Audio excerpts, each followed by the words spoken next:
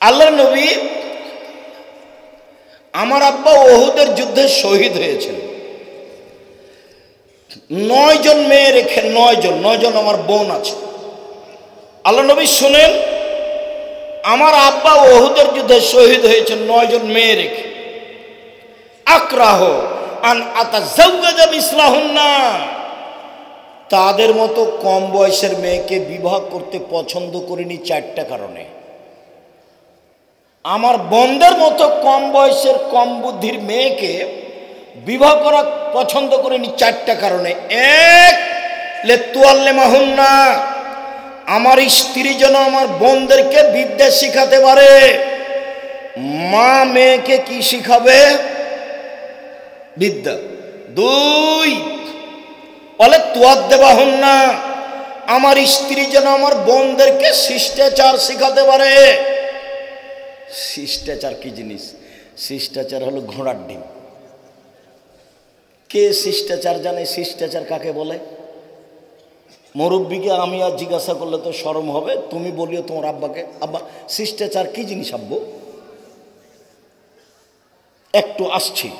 3, বলে তুরাজ্জানা আলাইহিন্না, আমার স্ত্রী যেন আমার বোনদের মাথার চুল চিরুনি করে সাজগোজ করে পরিপাটি করে রাখতে পারে। 4, বলে তাকুমা আলাইহিন্না, আমার স্ত্রী যেন আমার বোনদেরকে পাহারা দিতে পারে। এবার শোনো, তোমার মায়ের কাছে আসলাম। এই ছেলে শোনো, তোমার বোনকে বিদ্যা শিখাবে কে? মা। তোমার বোনকে শিষ্টাচার শিখাবে কে? মা। তোমার বোনকে পরিপাটি করে সাজগোজ করে চিরুনি করে সুন্দর করে রাখবে কে? মা। তোমার বোনকে পাহারা দিবে কে? মা। হাদিস বুখারী মুসলিম। বিদ্যা তো যা হয়েছে হয়েছে, যেটা করেছো করেইছো। তো শিষ্টাচার, তুমি বলো তোমার বোনের নখটা বড় আছে, এখন দেখবে না, বাড়িতে দেখেছো তোমার বোনের নখটা বড় আছে, নখে কি দেওয়া আছে? Nail polish. তোমার চোখে পড়েছে কিনা আজকে? তাহলে বাড়িতে গিয়ে দেখিও। এখন বলো যেটা আমার মা, বলো দেখি। ওটা তোমার খালা। ঠিক বলেছে। তোমার মাকে বলিও, তোমার মা যেন তোমার মাকে, তোমার বোন যেন তোমার মাকে সৎ মা বলে ডাকে। সেদিনও তাই দেখাচ্ছিলাম সৎ মা কাকে বলে। 2টা মেয়ে, একটা হলো নিজের, একটা সৎ মেয়ে। তোর মা বলেছে ওখানে বসে থাক, আমি একটু আসছি, এইদিকে বসে আছে। তোর নিজের মেয়েটা এসেছে, তখন বলছে আসো আম্মা, আসো আম্মা, আসো আম্মা, কোলে নিয়েছে। কিছুক্ষণ পরে সৎ মেয়েটা আসছে, তখন তোমার মা বলছে এলা আলী কেনা, এখানে আলী কেনা, ওখানে তোকে বসে থাকতে বললাম, তুই আলী কেনা। হলো সৎ মা। এটা হলো সৎ মা। তো এবার তুমি বলো দেখি, তোমার বোনের ভরু তুলে চিকন করা আছে, এটা তোমার মা না তোমার সৎ মা? ও খালেদা, একটু বলো না, তুমি গল্প করছো কেন? গল্প করছো কেন? শরম হয় না কেন? হায়া হয় না কেন? লজ্জা হয় না কেন? ইতস্তবোধ হয় না কেন? তোমার মাকে খালা বলে ডাকো, তোমার মাকে সৎ মা বলে ডাকো। তোমার মা তোমাকে কবর দিয়েছে, কথাই ঠিক। আমি মুসলিম, চিরনবীর মরণকে করি না ভয়। আমার নিজস্ব স্বভাব আছে, আমি মুসলিম। আমি হিন্দু স্বভাবে গড়ে উঠতে রাজি নই, আমি ইহুদি স্বভাবে গড়ে উঠতে রাজি নই, আমি খ্রিস্টান স্বভাবে গড়ে উঠতে রাজি নই।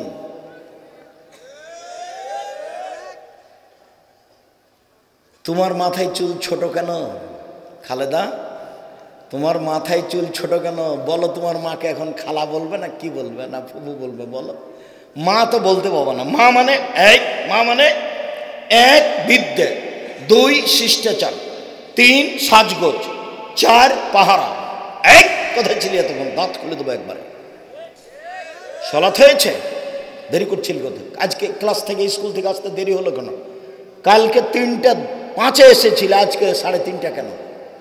অক্ষরে অক্ষরে খোঁজ নিতে হবে। তোমার মা পাহারাদার, তোমার মা তোমার পাহারাদার, তোমার মা তোমার বোনের পাহারাদার, আমি বলিনি। আর তোমার বাপ, বাপ তো কাকে বলে দেখালাম? কাকে বলে, কাকে দেখালাম বলো তো? আবু বকর সিদ্দিক রাদিয়াল্লাহু আনহু। কি দিয়ে বুঝাই আমি? তোমার মাথার চুল উপরে আছে, চতুর্দিক চাঁচা আছে। তোমার গায়ে একটা গেঞ্জি আছে, তাতে পিছনে 10 লেখা আছে, দেখতে দেখতে নামাজ শেষ। কোনটা বলি আমি? শিষ্টাচার না তোমার বাপ বুঝলো তো, না তোমার মা বুঝলো, না শিষ্টাচারের দাম দিল। আল্লাহর নবীর মুখের ভাষা, বুখারী মুসলিমের হাদিস। আম গাছে জাম ধরতে পারে, ধরে না। অমাবস্যার রাতে চাঁদ উঠতে পারে, উঠে না। সুঁয়ের ছিদ্র দিয়ে লাঙ্গলের ফাল ঢুকতে পারে, ঢোকে না। সুঁয়ের ছিদ্র দিয়ে লাঙ্গলের ফাল ঢুকে যেতে পারে, আম গাছে জাম ধরে যেতে পারে, অমাবস্যার রাতে চাঁদ উঠে যেতে পারে। একটা লম্বা কলম ঢুকানো আছে, বাইদেনি। খারাপ লাগে কেন? তোমার বাপ বসে আছে নাকি? দেখো মুখখান দেখো তোমার বাপের। কষ্ট দিতে আসিনি। মুহাম্মদ সাল্লাল্লাহু আলাইহি সাল্লামের শিষ্টাচার তোমার আমার প্রয়োজন কিনা? আব্দুল্লাহ ইবনে উমর বলেন, রাসূল সাল্লাল্লাহু আলাইহি সাল্লাম বলেছেন, পৃথিবীর মানুষ শুনে রেখো, তোমরা প্রত্যেকেই নিজ নিজ নিজের দায়িত্বশীল। জীবনে যা করছো সব বুঝিয়ে দিতে হবে, অক্ষরে অক্ষরে সাবধান। দোকানে বসে আড্ডা পিটো না। আমার 3টা কথা শোনো পৃথিবীর মানুষ। 1, মুখখান বন্ধ রেখো, মুখ খুলিও না। 2, বাড়িতে থাকো, বাইরে যায় না, দোকানপাটে নয়। 3, পাপের জন্য কাঁদো, জান্নাত হবে। পাপের জন্য কাঁদো, জান্নাত হবে। গাভীর বান থেকে চাপ দিয়ে দুধ বের করে ভিতরে ঢোকানো যায় না, যেমন আল্লাহর ভয়ে কাঁদে যে সে জাহান্নামে যাবে না, তেমন। 1, মুখ বন্ধ রেখো, ক্ষমতা দেখায় না, দোকানপাটে বসিও না। দোকানে যাব, আসসালামু আলাইকুম মোহাম্মদ, তোমার কাছে লবণ আছে? জি আছে, 1 কেজি লবণ দাও। মোহাম্মদ, তোমার কাছে মরিচ আছে? আছে, 200 মরিচ দাও। দাম দেওয়া হয়েছে, আসসালামু আলাইকুম। এই পর্যন্ত দোকানের সময়, এই পর্যন্ত দোকানের সময়। 12টা 1টা পর্যন্ত কিভাবে থাকেন? নিজেকে মানুষ মনে করবেন। প্রত্যেক মানুষ দায়িত্বশীল, দায়িত্ব সম্পর্কে জবাব দিতে হবে। সারা জীবন কি করছে সব বুঝাতে হবে। যেদিন বুঝানো শুরু হবে সেদিন কোনো দোভাষী থাকবে না, কোনো অন্তরাল থাকবে না, কোনো অন্তরাল থাকবে না, কোনো দোভাষীও থাকবে না। আল্লাহ যা বলবেন তুমি তা বুঝবা, তুমি যা বলবে আল্লাহ তা বুঝবেন। ডান দিকে দেখলে সব কর্ম দেখা যাবে জীবনের, বাম দিকে দেখলে সব কর্ম দেখা যাবে জীবনের, সামনে দেখলে দেখা যাবে জাহান্নাম। তখন আল্লাহর নবী বললেন, পৃথিবীর মানুষ, খেজুরের বীজের উপরে একটা সাদা চামড়া থাকে, একেবারে চিকন, দেখেছেন? এইটার সম পরিমাণ হলে তোমরা দান করে জাহান্নাম থেকে বাঁচো। এই কথা মুহাম্মদ সাল্লাল্লাহু আলাইহি সাল্লাম বলেন, হাদিস বুখারী মুসলিম। ওইখানে বলে আসলাম, ওটা তুমি মনে হয় ভুলে গেছো। ওরা জান্নাতি। 1, সচ্ছল অসচ্ছল অবস্থায় দান করে যে 10 লাখ টাকা, 10 টাকা 1 টাকা। 2, রাগ নিয়ে কাজ নেয় না যে, রাগ দিয়ে কাজ নেয় না যে। কি করেছে? মামলা। আচ্ছা ঠিক আছে, করেছে। কি করেছে? আপনার ছেলেকে মেরে দিয়েছে তো? ও আচ্ছা ঠিক আছে, ধৈর্য ধারণ করো। কি করেছে? আরে ও জমি জাল করে নিয়েছে তো, তো দখল করেছে, জমি প্রাচীর দিচ্ছে। আচ্ছা, ধৈর্য ধারণ করো। এটা নয়, কে রে, যা তো ওকে মারেই তো কত টাকা লাগে, ঠিক করা। রাগ নেই। 3, অল আফিনান নাস, মাপ, শুধু মাপ। কি করেছে? অন্যায় করেছে, মাপ করে দিলাম। কি করেছে? মাপ, শুধু মাপ, শুধু ছাড়, শুধু ছাড়। 3টা কাজ মনে থাকবে না নাকি? 1, দান। ও মনে থাকছে না, কই মনে থাকছে? 1 টাকা হোক নাই 1 কোটি টাকা হোক। 2, রাগ নেই, ছাড়। 3, মাপ। এই 3টা কাজ। ফলে মামুন নাস আলা রাইন মুসলমান রায়তেহি, যেই জনগণের দায়িত্বশীল নেতা, দেশের প্রধান, তাকে অক্ষরে অক্ষরে জবাব দিতে হবে, অন্যথায় জাহান্নাম। আর রাজুল রাইন ফি আহলে বাইতিহি,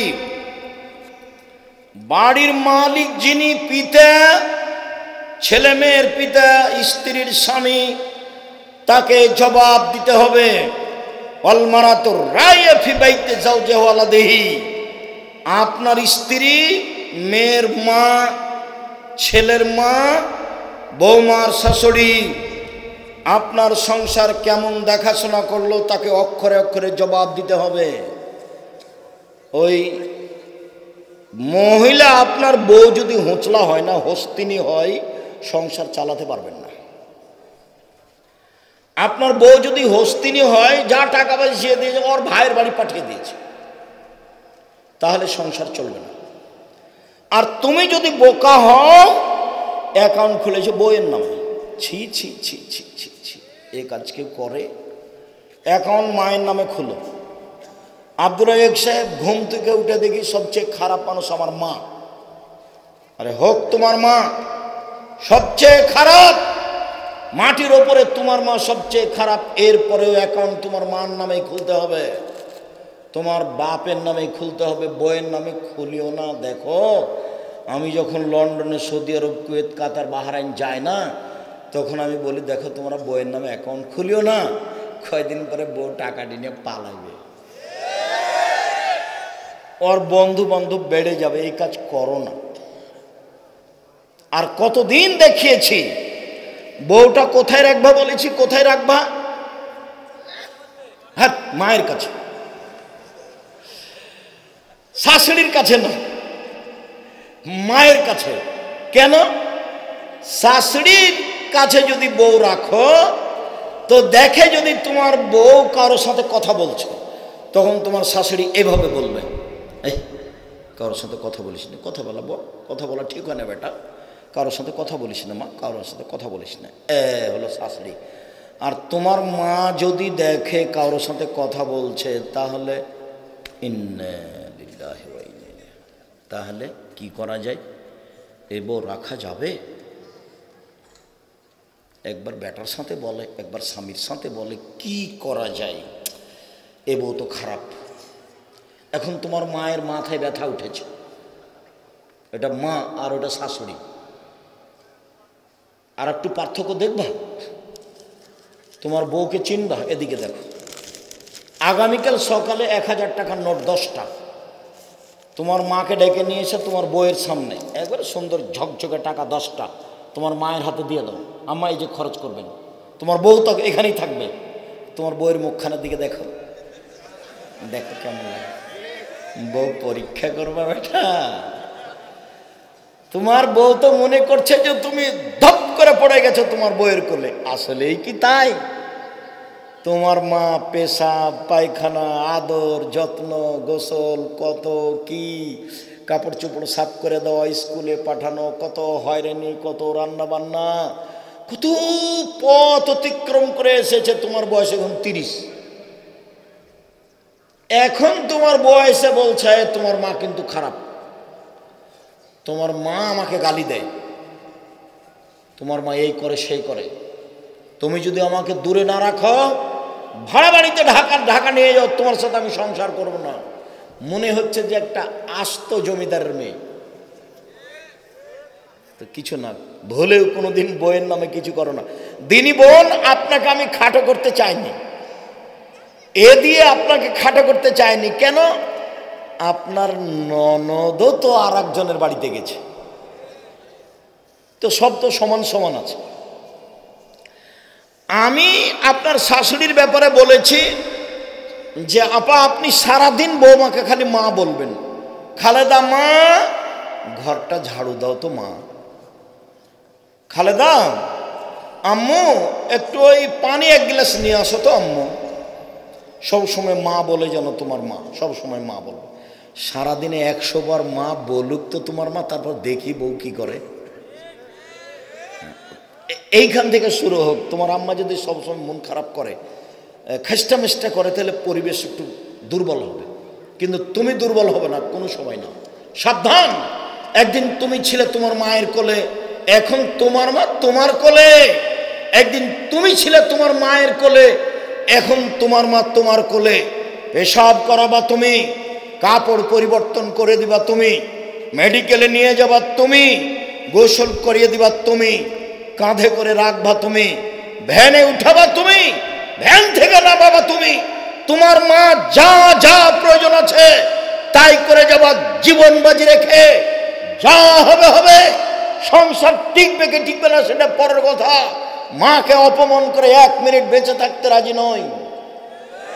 শুনে রেখো, আল্লাহর নবী বলেছেন, তোমার বাপ মাই তো তোমার জাহান্নাম, তোমার বাপ মাই তো তোমার জান্নাত, তোমার মাই তোমার জাহান্নাম, তোমার মাই তোমার জান্নাত, তোমার মায়ের পায়ের নিচে জান্নাত। এ হাদিস ঠিক, এই কথা মুহাম্মদ সাল্লাল্লাহু আলাইহি সাল্লাম বলেন। জীবন বাজি রেখে বাপ মাকে সম্মান করার চেষ্টা করিও।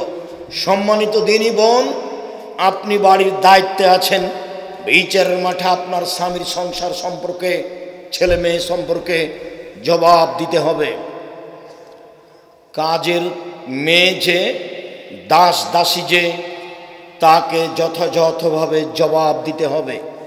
এদেশের লোক যারা কাজ করতে যায় তারা সাধারণত ফাঁকি দিতে চায়। দায়িত্ব খুব কঠিন জিনিস।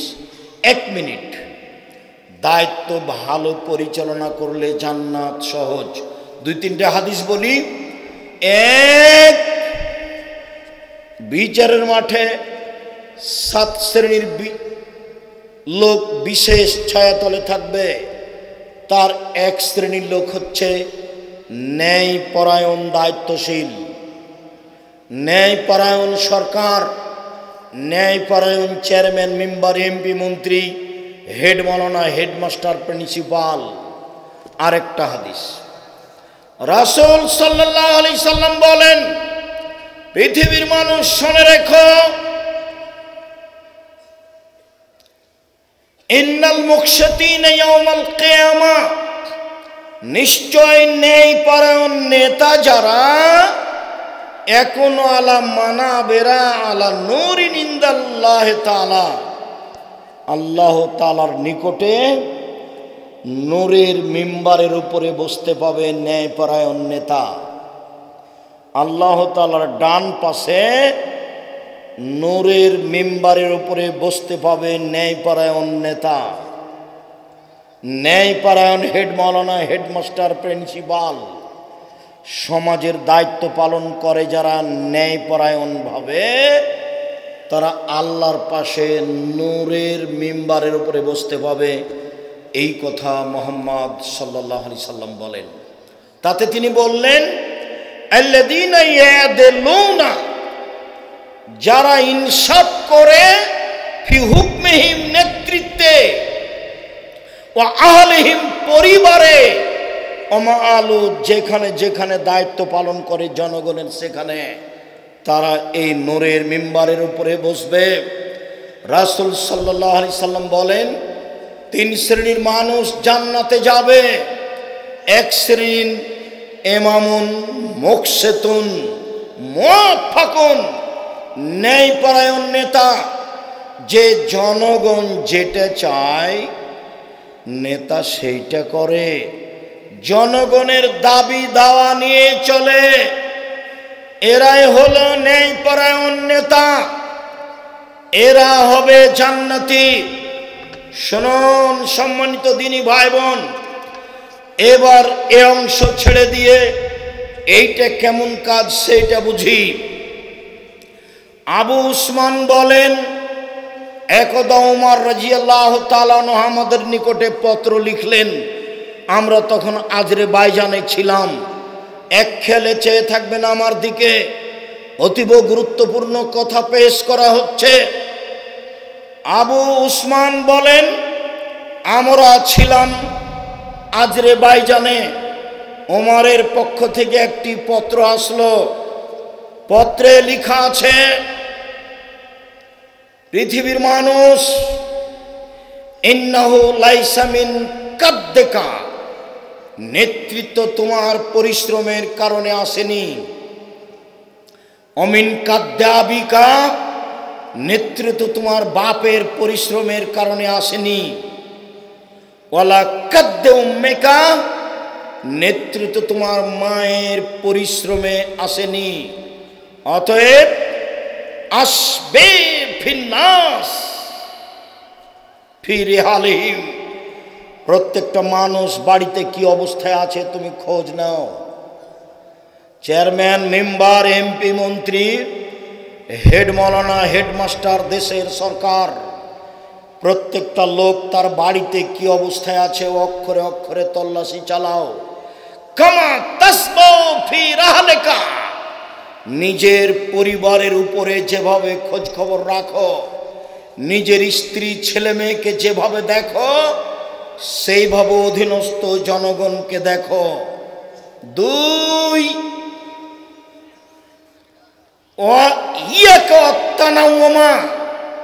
বিলাসিতা থেকে বেঁচে থাকো। এই ছেলে, এটাই মনে করতে হবে তোমাকে। শুধু কেন পদ্মা সেতু, শুধু কেন রাস্তা বানানো, কেন হলো না এমন বিশ্ববিদ্যালয় 15-20টা দেশে? ভারতে কেন যাব চিকিৎসা নিতে? ভারতের বড় বড় যেটা মেয়ে ডাক্তার, ছেলে ডাক্তার, লক্ষ লক্ষ টাকা বেতন দিয়ে ওকে কিনে নিব। ওই সরকার দিয়েছে 10 লক্ষ টাকা বেতন, আমি দেবো 20 লক্ষ টাকা বেতন। আমার মেয়েরা এখানে ডাক্তারি শিখবে। হাজার হাজার শত শত বিশ্ববিদ্যালয় গড়ে উঠবে বাংলাতে। সেইটা না হয়ে রাস্তা কেন এত? তো বলছে যে এতই টাকা মেরে খাওয়া যায়। তাহলে পদ্মা সেতু কেন? তো তাহলে আব্দুল্লাহ বলছে যে পদ্মা সেতুর সবাই যে দাস, টাকা মেরে খাওয়া যায় সেই জন্য। বিশ্ববিদ্যালয় করলে কি হয়? মেয়েদের প্রতিষ্ঠান ভিন্ন করে করলে কি হয়? কোটি কোটি টাকা এখানে খরচ করলে কি হয়? ছেলে মেয়ের শিক্ষার পিছনে বিলাসিতা থেকে বেঁচে থাকবা। উমার লিখছেন, এলাকার দায়িত্বশীল এক সারা দেশের মানুষকে অক্ষরে অক্ষরে সূক্ষ্মভাবে তল্লাশি চালিয়ে দেখো কেমন আছে তারা। যেমন ভাবে নিজের পরিবারকে তল্লাশি চালিয়ে দেখো। নিজের পরিবার আর দেশ তোমার কাছে সমান সমান। এই কথা লিখলেন উমর রাদিয়াল্লাহু তাআলা আনহু। 2, বিলাসিতা করবা না। কোণে ঘরে থাকবা বসে, 10-এর পয়সা দিয়ে বিলাসিতা করো না। বিল্ডিং বাড়ি বানায়ও না। দেশের অর্থ সম্পদ দখল করো না। দুবাইয়ে বাড়ি ঘর করো না। ওমর লিখছেন 2, বিলাসিতা করো না। 3, জিয়া আহলি শিরকে, মুশরিকদের বেশ ধারণ করো না। শিরকারীর সহযোগিতা করো না। অমুসলিমদের সহযোগিতা করো না। মুশরিকদের পোশাক পরিধান করো না। অন্যায়ের পোশাক পরিধান করো না। 3, নিজের আত্মার অনুসরণ করো না। সাবধান, নিজের আত্মার অনুসরণ করো না। পত্রে লেখা আছে, উমর লিখছেন, 1, নিজের পরিবার যেভাবে দেখো জনগণকে সেভাবে দেখবে। 2, বিলাসিতা করো না। 3, অমুসলিমদের পোশাক পরিধান করো না। অমুসলিমদের দিনরাত সহযোগিতায় থাকিও না। 4, মনের অনুসরণ করো না। সাবধান থেকো। উমর রাদিয়াল্লাহু তাআলা আনহু লিখছেন, ন্যায়পরায়ণতা কি জিনিস?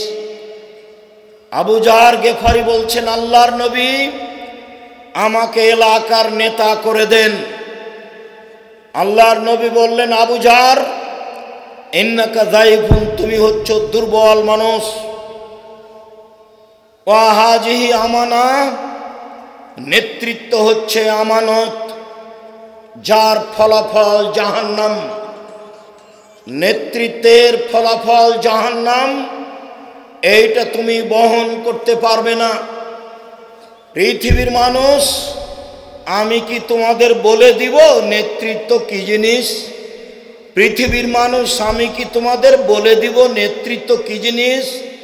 শুনে রেখো, এক আউয়ালুহা মালামাতুন, প্রথমটাই হলো অভিশাপ।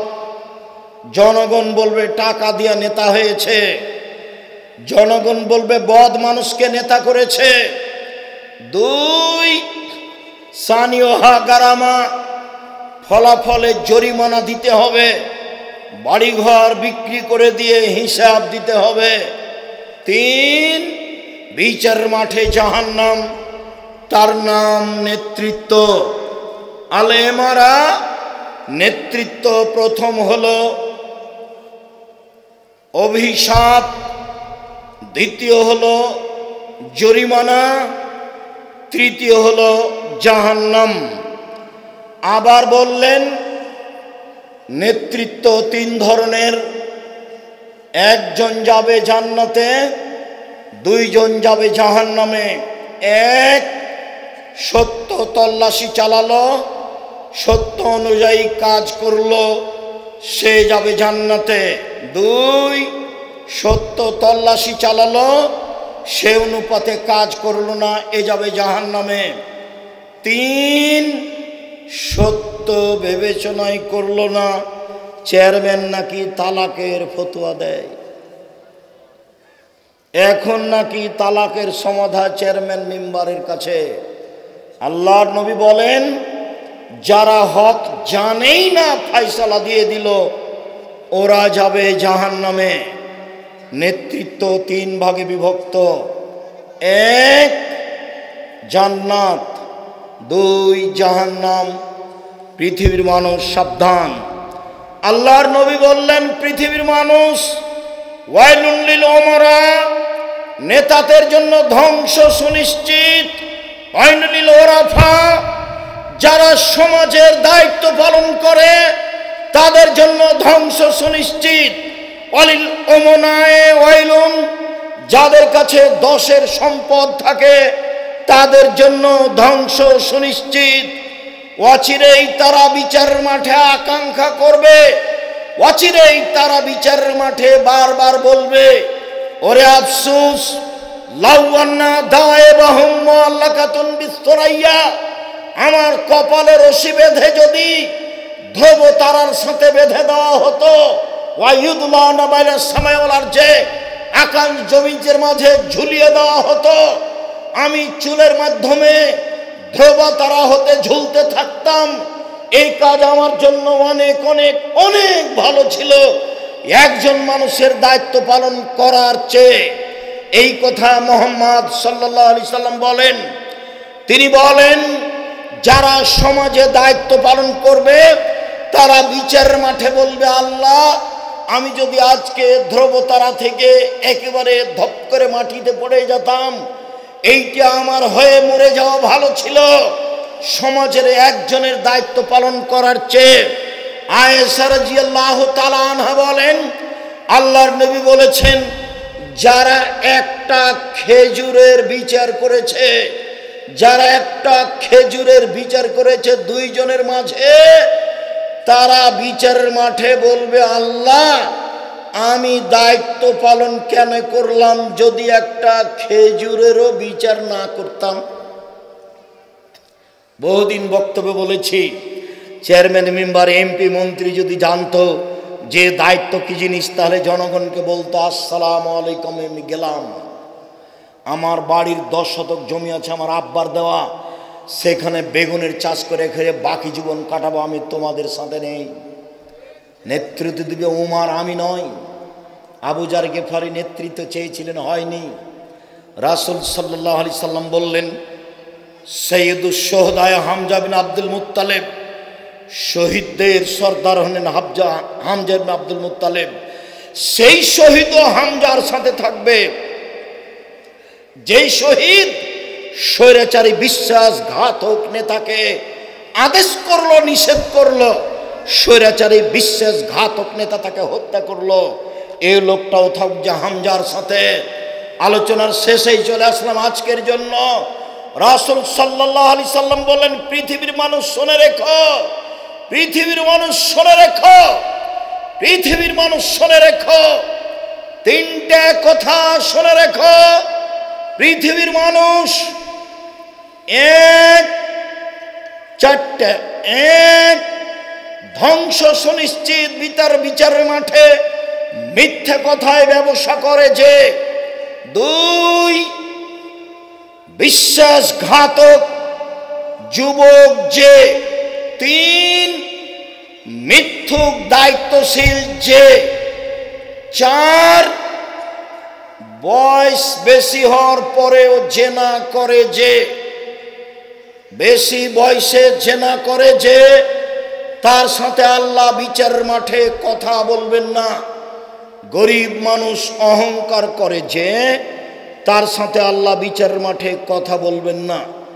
এই বিষয়ে অনেক আলোচনা ছেড়ে দিয়ে আজকের জন্য একবারে শেষে এসে বলছি, আল্লাহর নবী বলছেন, আমার সুপারিশ দুই শ্রেণীর মানুষের জন্য বিচারের মাঠে হবে না। আমি দুই শ্রেণীর মানুষের জন্য সুপারিশ করব না। এক, ইমামুন জালুমুন গাসম, স্বৈরাচারী বিশ্বাসঘাতক গাদ্দার নেতা যারা, তাদের আমি সুপারিশ করব না বিচারের মাঠে। তিন, আত্মসাৎকারী বিশ্বাসঘাতক যে ব্যক্তি, তার আমি সুপারিশ করব না। যারা আত্মসাৎ করে তাদের ব্যাপারে আল্লাহর নবী সুপারিশ করবেন না। সম্মানিত দিনী ভাই বোন, আলোচনার শেষে এসে আবারও আপনাকে কয়েকটি সতর্কবাণী।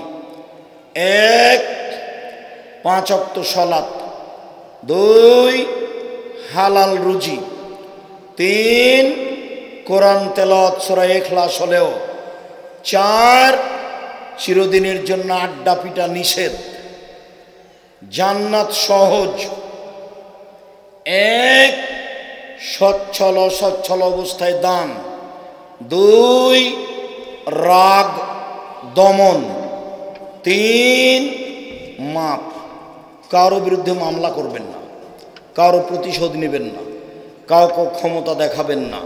সম্মানিত দিনী ভাই বোন, আর আপনাকে নিয়ে, আপনার স্ত্রী, আপনার মেয়েকে নিয়ে যা বলেছি তা শক্তভাবে দেখবেন অবশ্যই।